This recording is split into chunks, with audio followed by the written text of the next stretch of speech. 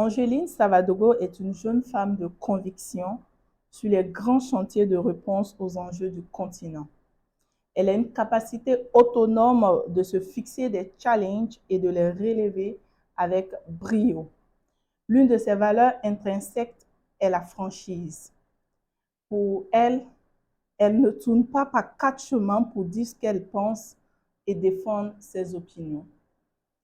Ce texte est de Aruna Simbo Drabo, journaliste et votre ami. Qu'est-ce que vous en pensez?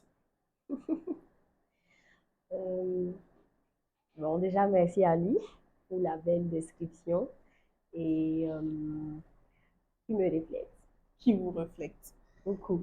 Analyste de données, communicatrice, diplomate, quel est le profil exact de Angeline Savadogo? Mmh. Alors, difficile de donner en fait un profil typique parce que vraiment je suis, je peux dire polyvalente. J'ai quand même appris à avoir des connaissances, des compétences transversales. Du coup, bon, je fais tout entre la communication, les relations internationales, l'analyse des données. Franchement, je m'en sors sur tous les chantiers et tous les trois me passionnent beaucoup. Je m'investis beaucoup. Et comment naît l'intérêt pour la diplomatie? Alors, disons que après ma licence en communication, donc j'étais un peu perdue. Est-ce qu'il faut rester dans la communication ou est-ce qu'il faut faire autre chose? Et moi, depuis le lycée, surtout la terminale, les cours sur la guerre froide, la Première Guerre mondiale, la Deuxième Guerre mondiale, les enjeux en fait de puissance, la malice, le cynisme entre les différentes nations, que ce soit les pactes que, par exemple, l'Allemagne avait fait avec la Russie, Hitler et tout, pourquoi entre-temps, en fait, le bouleversement entre les différents États me passionnait beaucoup. Donc, c'est déjà quelque chose qui a beaucoup joué dans mon choix pour la diplomatie. Aussi, après, en rencontrant certains diplomates, en les voyant à la télé, en discutant avec eux, euh, ça a encore plus consolidé mon choix. Et en fait, je trouve que l'Afrique a besoin de s'approprier de ces questions-là, la jeunesse africaine, parce qu'il y a beaucoup de défis, surtout dans le domaine des relations internationales. Il y a beaucoup d'enjeux que nous devons comprendre pour pouvoir faire des choix judicieux pour nos pays et pour notre continent. En fait. Donc, c'est tout ça qui m'a poussé à m'investir sur la question. Et qu'est-ce qu'il faut pour être un bon diplomate, en Mmh. plus des études? Alors, bon, disons qu'il y a plusieurs catégories de diplomates. Il y a des diplomates de formation, comme moi. J'ai étudié la diplomatie et les relations internationales. Il y a des diplomates de fonction, de carrière, par exemple ceux qui sont au ministère des Affaires étrangères. Il y a d'autres également qu'on acquiert avec les fonctions que l'on occupe. Donc moi, je dirais que pour être un bon diplomate, déjà, il faut maîtriser les bases de la diplomatie, que ce soit les différentes conventions, la convention de Genève, de Vienne et tout.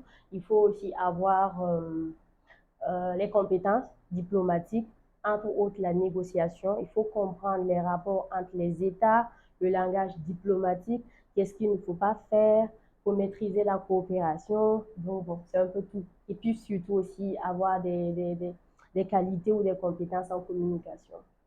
Et quelle est la lecture que vous faites de la diplomatie burkinabé actuelle? Je dirais que la diplomatie burkinabé est en profonde mutation, si on peut le dire, parce que vous voyez, en fonction de l'actualité, certains pays avec lesquels nous n'avions pas vraiment de relations de coopération tendent à s'intensifier. Oui. C'est le cas du Venezuela. Je vois qu'il y avait le Premier ministre là-bas il n'y a pas longtemps. Il y a l'Iran, il y a la Corée du Nord. Donc, ce sont des bouleversements parce que lorsqu'on se rapproche également de certains partenaires, on est obligé de répondre euh, de manière positive à nos partenaires traditionnels. Quand je dis partenaires traditionnels, Je parle des pays de l'Union européenne, des États-Unis, du Japon. Donc, il faut vraiment s'adapter et trouver en fait une adéquation entre tous ces pays-là. En tout Donc, cas, c'est avec beaucoup de passion que vous parlez de la diplomatie. Est-ce que c'est un domaine dans lequel on retrouve des stéréotypes ou des inégalités entre hommes et femmes? euh, je dirais que le métier de la diplomatie, en tout cas, était longtemps réservé aux hommes. C'est toujours, ils étaient les plus, ils sont les plus, même jusqu'à présent, hein, présents sur la scène diplomatique, que ce soit les négociations importantes, sur les accords, tout type d'accords, c'est toujours, il y a Les hommes. toujours l'inégalité, mais de plus en plus, beaucoup de femmes s'intéressent au domaine. Elles ont des rôles de responsabilité, que ce soit dans les organisations telles que l'Union africaine, les Nations unies, et actuellement notre ministre, c'est une dame. Donc voilà, je pense que les femmes sont en train de s'imposer. Et de s'intéresser de plus en plus au domaine. Oui. D'accord, on va marquer une légère pause Ok. et puis on revient tout à l'heure. Vous êtes sur Mousso News, le média leader qui amplifie la voix des femmes sur votre programme préféré Face à vous. Angéline Savadogo est face à nous et face à vous avec le thème quel lien entre diplomatie, communication et data analyst. Angéline, vous êtes consultante en communication pour le développement. Quel peut être l'impact d'un tel domaine dans notre contexte sécuritaire? Euh, je dirais c'est apporter de profondes transformations en fait dans la vie même sociale des populations locales qui sont vraiment éprouvées par l'impact du terrorisme, de l'insécurité, parce que la communication pour le développement, c'est surtout le contact avec les populations, les changements de comportement, la mise en œuvre de projets, communiquer pour prendre en compte leurs attentes, pour qu'ils se sentent plus impliqués. Donc la communication pour le développement à travers les projets pourrait vraiment apporter en fait, je peux dire, un espoir pour ces populations dans le contexte sécuritaire. D'accord. Nous sommes dans un contexte sécuritaire qui est assez difficile. Quelle appréciation faites-vous vraiment de l'évolution de cette crise? Alors, je dirais que alors c'est difficile de donner clairement une appréciation de ce qui se passe parce que ça évolue, que ce soit Évolution positive ou négative? je dirais qu'il y a beaucoup d'efforts qui sont consentis actuellement de la part des autorités, de la part des FDS et tous les acteurs qui rentrent en compte, et même les organismes internationaux également. Il y a beaucoup d'actions qui sont menées, mais il y a quand même toujours beaucoup d'événements sécuritaires. Il y a toujours des populations qui se déplacent. Actuellement, c'est le cas de certaines populations de la boucle du Mouroun, du Nord. Mais on garde espoir parce qu'il y a également beaucoup d'opérations de sécurité qui sont menées. Et quelles sont les actions d'ordre diplomatique, politique ou même économique qui pourraient quand même aider euh, l'État, le gouvernement vraiment à endiguer ce mal? Euh, D'autres politiques d'abord, je dirais que les causes de ce conflit-là, et entre autres politiques, donc qui nécessitent des réponses politiques. Donc, que ce soit la prise en compte de certaines populations, que ce soit l'organisation de cadres de concertation pour pouvoir permettre à tout le monde, c'est-à-dire tous les fils et filles du pays, de pouvoir exprimer leurs préoccupations, leurs frustrations, de se sentir burkinabé. Donc, moi, je pense que ce sont les politiques publiques qui peuvent permettre de régler ce problème-là, en fait, que ce soit par des transformations au niveau des projets qui puissent prendre en compte les populations, que ce soit dans le secteur de l'agriculture, de l'élevage, de l'éducation. Donc, tout ça, c'est vraiment l'ensemble des actions politiques qu'il faut mettre en place avec des cadres de concertation autour de la paix, de cette thématique-là. Donc, au niveau diplomatique, c'est encore une fois de plus intensifier la coopération avec des partenaires qui sont capables de répondre aux attentes du pays. Et voilà, entre autres, parce que c'est vraiment la coopération qui peut très sincèrement apporter une bouffée d'oxygène à la lutte anti-terrorisme au Burkina, parce que quoi qu'on le dise, aucun État ne peut combattre le terrorisme en autarcie, en fait. C'est pas possible. Même les États-Unis, la Russie, dans cette guerre, il faut beaucoup de compétences, il faut beaucoup de moyens et c'est très important la Pour diplomatie, dire la que coopération. le choix des partenaires aussi dans cette lutte-là est importante. Oui, très important. D'accord. Et est-ce que la crise, selon vous, pourrait entraîner la fuite des cerveaux? Bien sûr, parce que déjà la fuite des cerveaux, c'est un fait observé dans presque tous les pays En et crise? surtout les pays en crise, c'est l'une des causes majeures et on voit que la crise impacte la vie économique, la vie sociale et même le développement. Donc, il y a moins en moins d'activités, d'opportunités pour les jeunes. Il y a plein de projets, par exemple, qui existaient dans plusieurs régions qui aujourd'hui ne marchent plus. Donc, c'est vraiment l'un des pires attracteurs ou bien qui pousse vraiment les jeunes à Est-ce quitter qu'il le pays. existe, par exemple, des données qui démontrent qu'il y a déjà des fuites de cerveau par rapport à cette crise-là? Des données au Burkina, je n'en ai pas, mais dans le monde d'une manière générale, selon certains rapports des FMI, environ 20% des jeunes diplômés, surtout africains, préfèrent partir ailleurs pour étudier ou avoir d'autres opportunités. Et selon toujours les statistiques du FMI, les États perdent ou dépensent environ 10 milliards pour essayer de combler ce manque-là parce qu'il faut forcément faire appel à des partenaires extérieurs pour pouvoir faire certaines choses dans le pays alors que n'a pas forcément les moyens. Et dans notre cas, quelles actions, par exemple, pourraient empêcher une fuite de cerveau? Déjà, c'est travailler à l'amélioration de la situation sécuritaire parce que y a forcément un lien entre la sécurité et le développement. Il n'y a jamais l'un sans l'autre. Donc, un pays développé, bien sûr, attire beaucoup plus les étudiants qui sont à l'extérieur, la diaspora. Il faut également créer des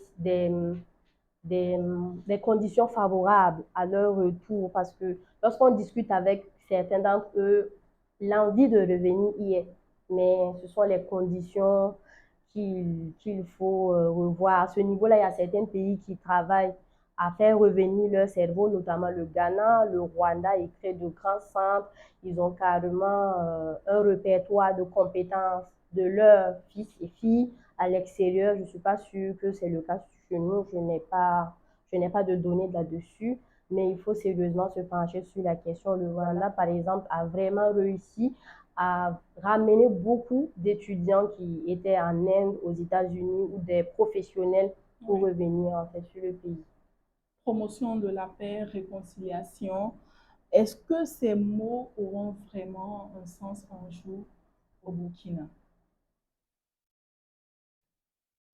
Bien sûr, je peux dire que ces mots ont déjà du sens actuellement parce que c'est... Est-ce qu'ils seront une réalité? Réconciliation, en fait, c'est une nécessité. Pour le dire. Résilience. Résilient, tout, c'est une nécessité en fait, et c'est ce qu'il faut. C'est l'une des grosses parties en fait de la lutte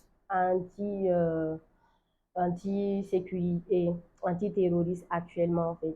C'est ce qu'il faut. En fait, c'est indispensable. C'est même pas comme si c'était comme si on avait le choix. Pour moi, on n'a pas du tout le choix que de discuter entre nous parce que, comme ce que j'ai l'habitude de le dire, les combattants, ceux qui combattent auprès des terroristes en grande partie, ce sont des Burkinabés. Donc, ça veut dire qu'on a un problème sérieux à régler entre nous et ça passe forcément par voilà, des discussions, des réconciliations, certaines communautés, entre certaines entités. La femme reste toujours la plus grande victime de cette crise-là. À quel niveau peut-elle contribuer? Les femmes peuvent contribuer à plusieurs niveaux. Premièrement, en développant des initiatives de promotion de la paix, des séances de discussion, de sensibilisation, parce que quoi qu'on le dise, elles sont les plus écoutées. Donc, les jeunes les écoutent, ils écoutent leur maman, les maris écoutent sagement leur femme, même si elle n'est pas mise en première ligne. Elle donne beaucoup de conseils. Donc, c'est développer des initiatives allant dans le sens de la paix, premièrement. Elles peuvent également développer en fait toute une synergie d'action pour la protection de certaines victimes. Parce qu'actuellement, il y a certaines communes ou villes d'accueil, notamment Kaya, Wayubia. Donc, les femmes de ces localités-là peuvent vraiment faire un travail de fond en termes de protection, d'écoute de celles ou de ceux qui ont vécu des traumatismes et tout. Donc, ça aussi, ça fait partie de des initiatives que les femmes peuvent prendre. D'accord. On va vous permettre de souffler. On va marquer une pause et puis on revient pour la troisième et dernière partie de cette émission. Vous êtes toujours sur Mousso News, le média leader qui amplifie la voix des femmes dans votre programme préféré, Face à vous, avec Angéline Savadogo, data analyst, communicatrice et diplomate. Angéline, est-ce que vous pensez qu'on parviendra vraiment à une véritable participation des femmes dans les affaires de manière générale? Bien sûr. De quelle manière? On parviendra à la participation des femmes, ça c'est sûr, et même si on ne le donne pas, on ne donne pas cette occasion, on va l'arracher. Alors, il n'y a pas assez de cas d'expression. Pour être beaucoup plus précis sur la question, je dirais que c'est un processus. D'abord, que ce soit au niveau de l'éducation, l'enseignement, l'accès même à l'enseignement pour les jeunes filles, parce que ça commence à ce niveau-là.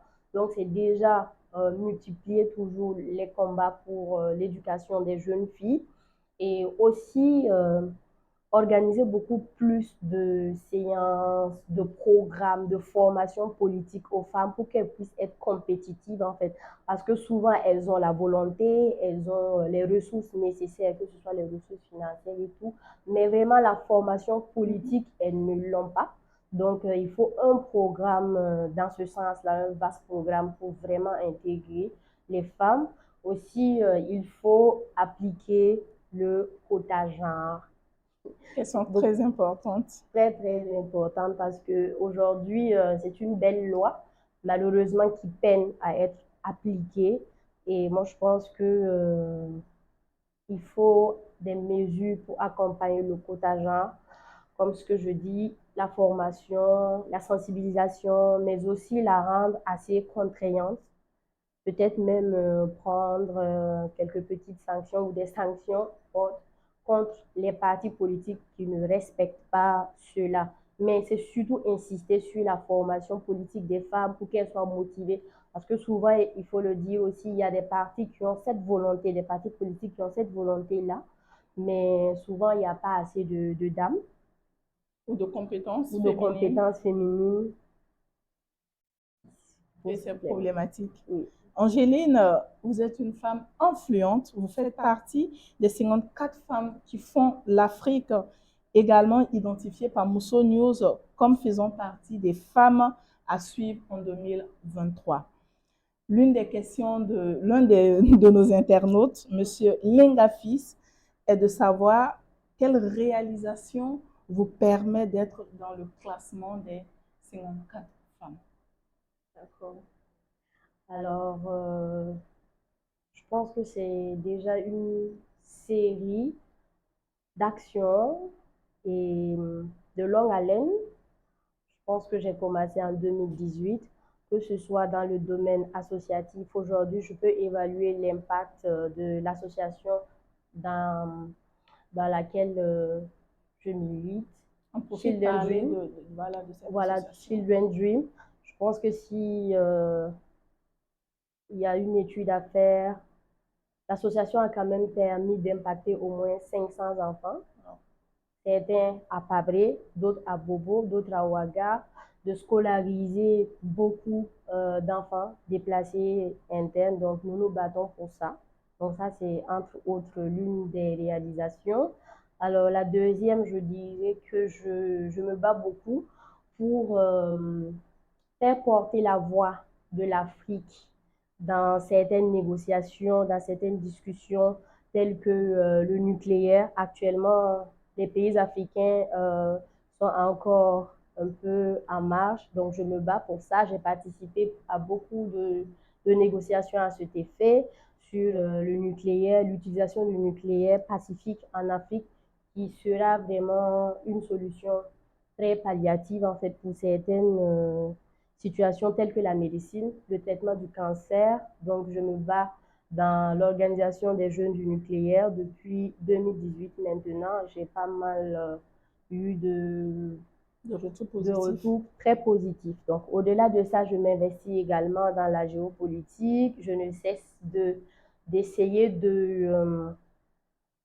comment dire, de faire porter la voix de l'Afrique, du Burkina, de nous battre en fait parce que aujourd'hui les enjeux de la mondialisation sont tellement énormes que l'Afrique, en tant que jeune africaine, j'ai l'impression que tout le monde se bouscule ici en fait et finalement nous ne profitons pas. Alors qu'il y a un très grand potentiel et tous ces pays, que ce soit la France, la Chine, la Russie, la Turquie, bref, c'est vraiment une bataille diplomatique pour nos pays. Et je pense que c'est à nous de se saisir de cette opportunité pour s'affirmer. Donc, j'ai pas mal d'études, de sujets, de recherche, d'analyse sur ces questions-là, que ce soit les opportunités, les enjeux entre le Burkina et la Chine, qu'est-ce que le Burkina peut gagner de cette guerre en Ukraine, que ce soit les enjeux diplomatiques. Actuellement, vous voyez les deux courants qui sont là, pro-russe, pro-France. Qu'est-ce que le Burkina peut réellement tirer profit de cette bataille et tout. Donc, ça fait partie des actions que je mène depuis 2010. On va revenir sur votre engagement social avec l'association Children Dream. Quels sont les objectifs de cette association? Children Dream a pour mission, objectif de vraiment œuvrer pour l'épanouissement des enfants vulnérables, que ce soit des enfants atteints de maladies rares ou d'un handicap.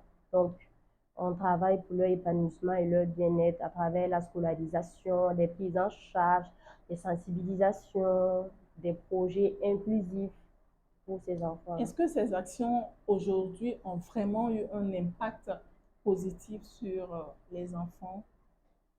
Bien sûr, beaucoup d'impact, beaucoup d'impact. Je pense que c'est cette semaine même, je discutais avec une de nos partenaires. Nous avons scolarisé des enfants déplacés internes et nous avons tout fait, tout mis en œuvre du début jusqu'à la fin pour leur éducation, pour leur scolarisation, que ce soit les fournitures scolaires, la cantine et tout. Donc, j'en parlais justement parce que ces enfants ont eu un très, très bon résultat. Ils ont très bien travaillé, honnêtement. Ils sont sur le site de déplacés internes de Pazani. Et ça donne vraiment une satisfaction de voir qu'on a pu vraiment contribuer et scolariser des enfants, entre autres. D'accord. Toujours dans les questions des internautes, il y a Adja Mariam Sidibé que nous saluons qui demande comment Angéline fait pour être belle, classe et intelligente. Déjà, merci beaucoup pour les compliments. Ce sont des compliments. Et salut à elle qui est également une dynamique leader depuis Bobo, que j'ai appris à connaître sur les réseaux sociaux. Alors, je dirais qu'il faut juste trouver du temps pour prendre soin de soi-même et toujours garder en tête que l'apparence compte beaucoup. L'apparence, quoi qu'on le dise, elle compte beaucoup. Les gens peut-être ne le réalisent pas, mais l'apparence est très, très importante. En fait, que ce soit euh, le branding d'une manière générale, parce qu'on voit que c'est vraiment quelque chose de très important. Donc, j'essaie de créer du temps pour prendre soin de moi. On a tendance à penser qu'une femme belle, maquillée, n'est pas forcément intelligente. C'est vrai. Et vous faites l'exception. Ou bien ça répond à une nécessité professionnelle. Non, ça ne répond pas forcément à une nécessité professionnelle, mais moi je pense que c'est une obligation dans le monde professionnel de vraiment prendre soin de soi. L'apparence, encore une fois de plus, compte. Même les hommes. D'accord. Nous sommes pratiquement à la fin de cet échange-là. Est-ce que vous avez un mot à l'endroit de ces jeunes filles-là qui aimeraient embrasser le métier de diplomate, De data analyst, communicatrice? Alors, je leur dirais de beaucoup miser sur la formation et d'essayer d'acquérir des compétences, des connaissances transversales et surtout de, de s'investir, d'être passionné et de saisir les petites occasions. J'insiste beaucoup, ce sont les petites occasions, c'est la somme des petites occasions qui permet qu'à un certain moment, on puisse faire de grandes choses. Parce que dans le domaine de la diplomatie, par exemple, le moyen, en tout cas, le plus courant ou le plus rapide, c'est de passer par l'Institut du ministère des Affaires étrangères qui est l'INEI. Donc, après la formation, vous êtes intégré et c'est beaucoup plus facile. Mais lorsqu'on passe par le privé, tel que je l'ai fait parce que je suis passée par l'Université libre du Burkina, j'ai fait mon master là-bas, il faut beaucoup, beaucoup, beaucoup se battre pour pouvoir intégrer le monde diplomatique, travailler dans les représentations diplomatiques et tout. Donc, je leur dirais d'être assidus à la formation, d'être passionnés, de se battre, de saisir les opportunités. Actuellement, là, les organisations internationales, il y a des groupes de jeunes dans lesquels on peut travailler de façon bénévole et je leur exhorte à vraiment travailler pour ces organisations-là de façon bénévole, même étant toujours à l'université parce que ça va payer un jour. Et quelles sont vos ambitions pour le Burkina en tant que jeune diplomate? En tant que jeune diplomate de formation, en tout cas, je rêve d'un Burkina où nous sommes capables d'affirmer nos choix, de profiter des avantages des avantages de la mondialisation, encore une fois de plus, cette bataille entre les grandes nations pour avoir de l'influence sur le Burkina est une très belle opportunité que nous pouvons saisir si nous sommes clairement, si nous avons clairement une vision prospective sur nos enjeux, sur ce que nous voulons être dans 50 ans. Donc, je rêve d'un Burkina où nous maîtrisons ça et nous avons la possibilité de faire des choix judicieux pour le pays. Merci Angéline d'avoir accepté notre invitation. Merci à vous. Ça a été un plaisir de vous recevoir sur ce plateau. On espère vous revoir prochainement pour échanger sur d'autres questions qui engagent le Burkina Faso et pourquoi pas l'Afrique. Je vous remercie également. Je remercie beaucoup Mousso News pour ce que vous faites pour les jeunes filles, pour les dames. Honnêtement, c'est vraiment quelque chose d'exceptionnel. Je le dis tout le temps, tout le temps, tout le temps. Mousso News, franchement, il le fallait. Et je vous encourage beaucoup, beaucoup à continuer ce que vous faites. Nous sommes fiers de vous. Merci beaucoup. Chers internautes, c'est la fin de cette émission. On se retrouve très prochainement pour un autre numéro de votre émission Face à vous avec un autre invité. À très bientôt.